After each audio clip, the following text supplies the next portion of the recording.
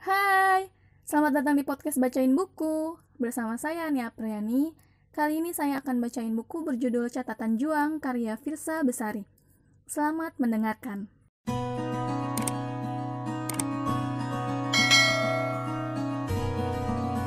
Kejujuran itu pahit.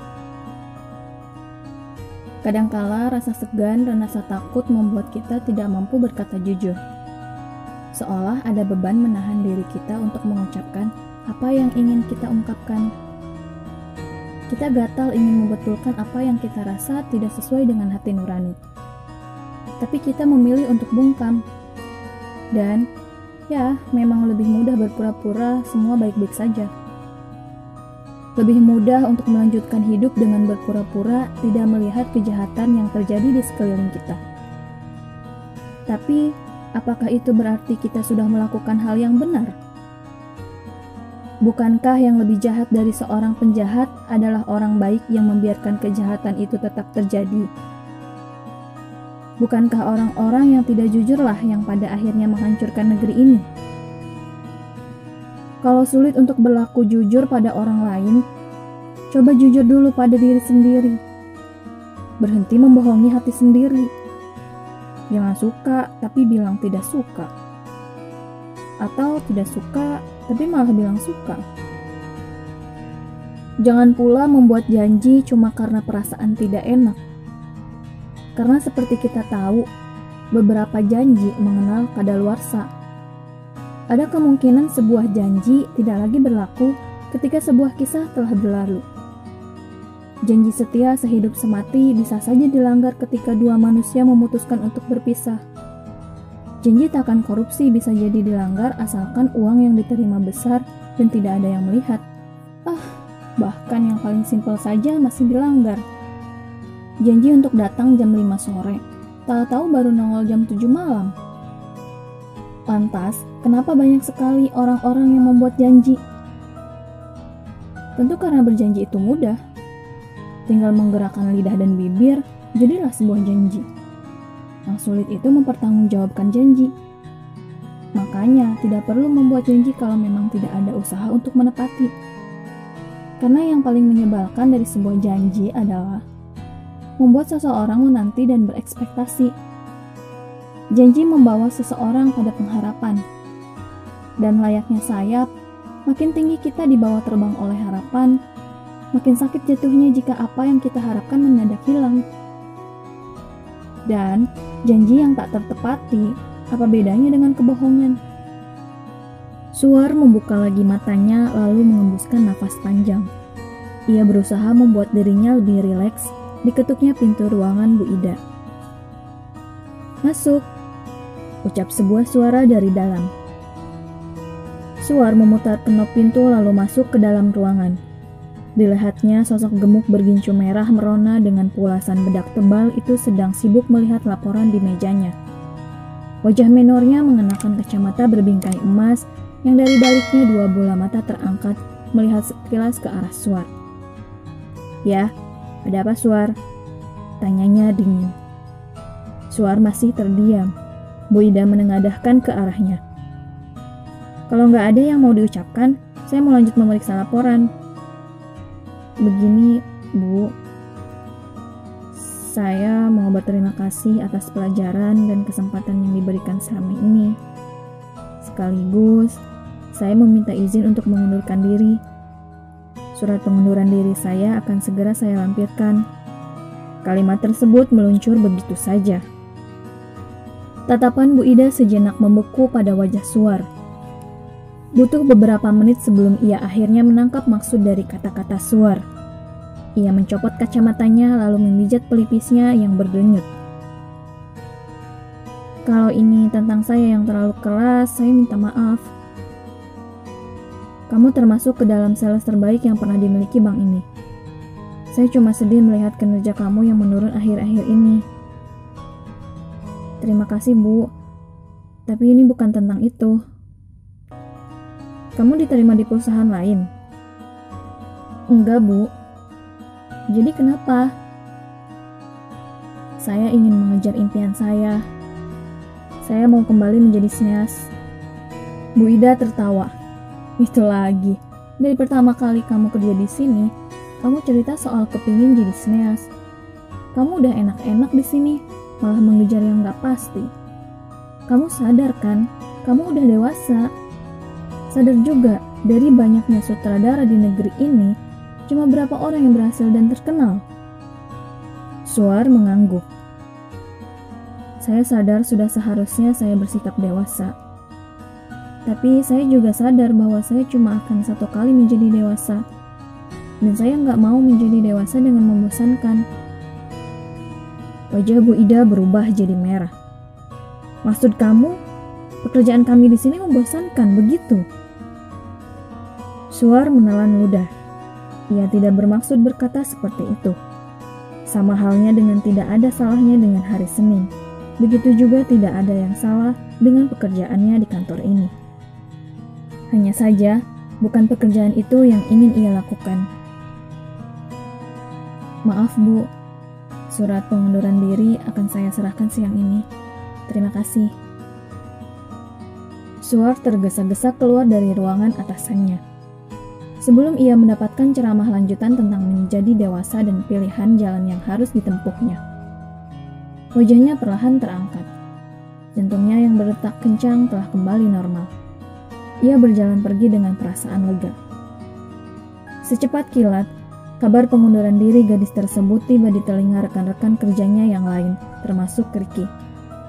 Sore itu, kala Suar sedang membereskan meja kerjanya, lelaki itu menyapa. Kamu udah yakin, Ar? Suar berusaha tidak menatap matanya, takut tertusuk sembilu. Iya, jawabnya singkat. Kalau semua ini gara-gara aku sama Bella, aku minta maaf. Bukan kok. Suar menyunggingkan senyum. Lagi pula, akan selalu ada sales lainnya kalau aku keluar. Mungkin aja penggantiku bakalan jauh lebih baik. Aku rasa ini bukan masalah besar.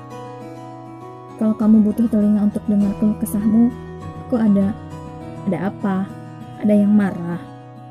Suar berkelakar, masih sembari memasukkan barang-barangnya ke dalam dus. Soal itu... Ricky duduk di meja Suar. Aku capek sama Bella. Dia posesif banget. Bukannya itu alasan kamu balikan sama dia? Mungkin aja kamu senang dengan perhatian berlebih. Mengendus sarkasme, Ricky memaksa dirinya tertawa. Lama-lama aku sadar kamu lebih baik dari dia. Ucapnya sambil menjatuhkan tangan di punggung tangan Suar. Mereka beradu pandang, tatapan tersebut yang membuat Suar sulit pindah ke lain hati. Ada rindu yang menghantam dada. Sebelum perasaan itu kembali menguasainya, Suar berusaha mengingat kembali perjuangannya untuk merelakan Ricky selama ini. Tidak mudah untuk bisa berada di tahapnya sekarang ini. Dan ia tidak ingin hanya karena terbawa suasana, dirinya harus melalui neraka yang sama. Suar menunduk.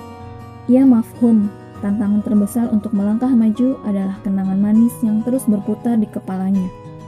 Maka, ia mencoba mengundang kembali segala kepahitan yang ditimbulkan Ricky dan Bella. Ia berusaha tidak menatap mata lelaki di depannya.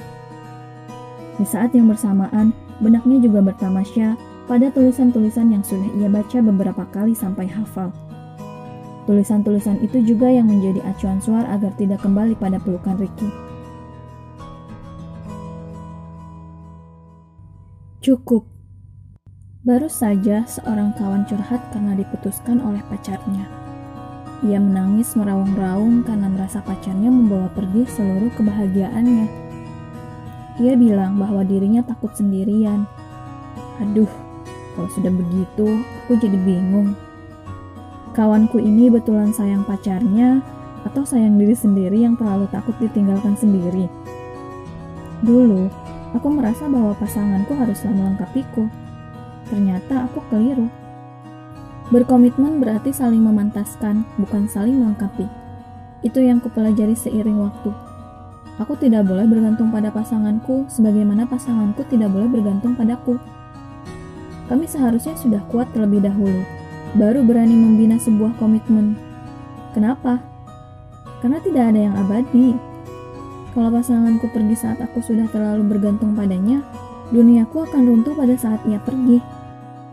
Aku pernah ada di posisi semacam itu, dan percayalah, rasanya menyebalkan ditinggalkan sendirian dengan perasaan sayang sebesar gunung.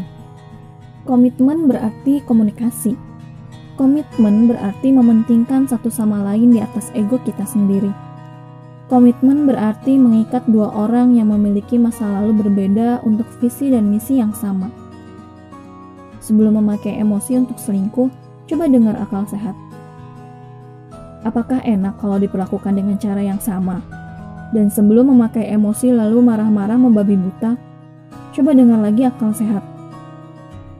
Apakah komitmen berarti berkelahi melawan satu sama lain atau bekerja sama dengan satu sama lain? Makanya, daripada sibuk menyalahkan pasangan yang dirasa belum baik, lebih baik perbaiki diri sendiri dulu. Pantaskan diri sendiri hingga resume kita lengkap. Memang, pasangan yang baik tak akan menuntut apapun. Tapi coba pikir, pasanganmu disekolahkan hingga menjadi sarjana, ditempa hidupnya hingga menjadi tangguh, dilindungi oleh keluarganya agar tak dilukai dunia. Lalu, kok hanya bisa menawarkan cinta? Cinta memang tidak butuh alasan, tapi sebuah komitmen butuh alasan. Sebuah komitmen tak akan berjalan dengan baik jika yang satu sibuk menata sementara yang lainnya sibuk menghancurkan. Yang satu sibuk menabung sementara yang lainnya sibuk menghabiskan. Yang satu sibuk setia sementara yang lainnya sibuk berkhianat. Sayangi dirimu sendiri. Selamatkan dirimu dari sebuah komitmen yang cuma bermodalkan perasaan tanpa ada logika di dalamnya. Katakan, cukup, dan segeralah pergi jika pasanganmu tidak menumbuhkanmu menjadi dewasa dan malah menarikmu mundur pada titik yang paling kekanakan. Kau pantas bahagia, dan kebahagiaan yang hakiki berasal dari diri sendiri, bukan dari orang lain. Suar kembali menatap Ricky. Kali ini ada kilatan berbeda di matanya. Ia menarik lembut tangannya, menahan diri sebisa mungkin agar tidak menjatuhkan hatinya di lubang yang sama. Seraya tersenyum, ia berkata, "Cukup." Kemudian pergi dengan dus di pelukannya, meninggalkan lelaki tersebut kebingungan ihwal kenapa pesonanya tidak lagi mempan. Langit sedang menguning ketika Suar keluar dari kantornya. Di kejauhan, tampak dua layangan beradu mesra di angkasa. Udara pengap khas kota besar tidak membuatnya sesak hari ini. Perubahan dalam hidupnya akan segera terjadi. Suar tahu itu pasti. Dan ia tidak sabar untuk segera menyatukan kepingan yang selama ini hanya bisa ia impikan.